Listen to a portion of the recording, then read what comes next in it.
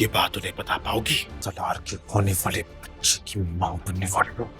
आखिरकार जुल्फ़कार ने अपनी खामोशी तोड़ ही दी। उसने नूर को बता ही दिया कि वो किस बात पर खफा है। वो नूर से कहेगा कि नूर, क्या तुम ये बात दुनिया वालों को उनकी आंखों में आंखें डाल के बता सकती हो कि तुम सलार के बच्चे की होने वाली माँ हो? तो वो कहेगी कि ये क्या बकवास कर रहे हैं आप, किस तरह का घटिया इल्ज़ाम लगा रहे हैं मुझ पर। मुझ में तो ऐसी कोई भी कमी नहीं है। नूर कहेगी कि जुल्फ़कार ऐसी कोई बात नहीं है। अगर ऐसी बात होती तो वो कहता है कि मुझे खुद डॉक्टर ने बताया है। तो वो कहती है कि डॉक्टर झूठ भी बोल सकती है क्योंकि ये मुझ पर बहुत बड़ा इल्ज़ाम है, और अगर एक औरत माँ बनने वाली होती है तो सबसे पहले उसे इस बात का अंदाज़ा होता है, लेकिन मुझे ऐसा कुछ फील नहीं होता, ये किसी न किसी की चाल है। तो जुल्फ़कार कहेगा कि ऐसा तुम इतने यकीन से कैसे कह सकती हो? तो वो कहती है कि मैं बहुत यकीन से ये बात कह सकती हूँ क्योंकि मैं बिल्कुल पाक साफ़ हूँ, पाकीज़ा हूँ, और जिस तरह मैं तुम्हारे निकाह में पाकीज़ा आई हूँ इसी तरह मैं पहले भी पाकीज़ा थी। लेकिन जुल्फ़कार इसकी बात पर यकीन नहीं करेगा। जुल्फ़कार को पहले तो यकीन था, लेकिन इसके बाप ने इसे इतना ज़्यादा गुस्सा दिलाया और वो ये सब कुछ कहने पर मजबूर हो गया।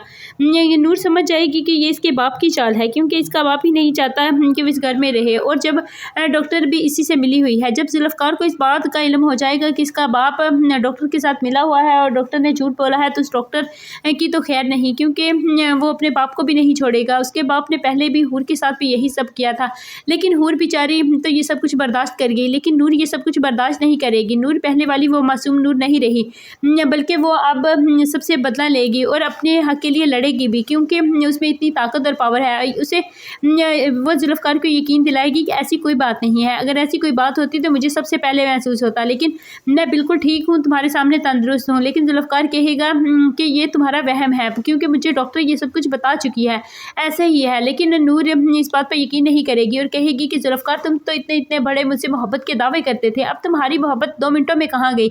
इतनी सी मोहब्बत थी तुम्हें मुझसे जो ये बात सुनते ही ख़त्म हो गई। इधर रुशना ने इनके सलार के घर वालों का जीना हराम कर रखा है। वो बार बार नूर के हवाले से बात करती है, लेकिन उसकी फूफो कहती है कि अगर तुम्हें इस घर में रहना है तो तुम अमन सुकून से रहो और हमें भी चैन से रहने दो, क्योंकि मैं अगर तुम्हारे यही हालात रहे तो मैं तुम्हें ज़्यादा देर तक इस घर में टिकने नहीं दूंगी और ना ही ये बात बर्दाश्त करूंगी। अगर तुम हमारी इज्जत करोगी, एहतराम करोगी तो तुम इस घर में रह सकती हो, वरना तुम्हारी इस घर में कोई भी जगह नहीं है। और मेरी भतीजी नूर के बारे में अगर तुमने कोई भी गलत बात की तो मैं ये सब कुछ बर्दाश्त नहीं कर पाऊंगी। तो इसका शौहर मुर्तज़ा सर पकड़ कर बैठ जाता है और कहता है कि तुम दोनों सास बहू की लड़ाई आखिर फिर से शुरू हो गई। तो तुम तो साहिब कहेंगे कि तुम अपनी भतीजी के लिए पहले लड़ती थी, नहीं लड़ती थी, लेकिन अरुशना के आते ही तुम इनसे लड़ना शुरू हो गई। लेकिन अरुशना की भी तो ज़ुबान अपनी नहीं है, वो किसी को भी अहमियत नहीं देती, वो यही चाहती है कि सबके सामने मेरी अहमियत हो। इधर नूर को सब कुछ पता चल जाएगा कि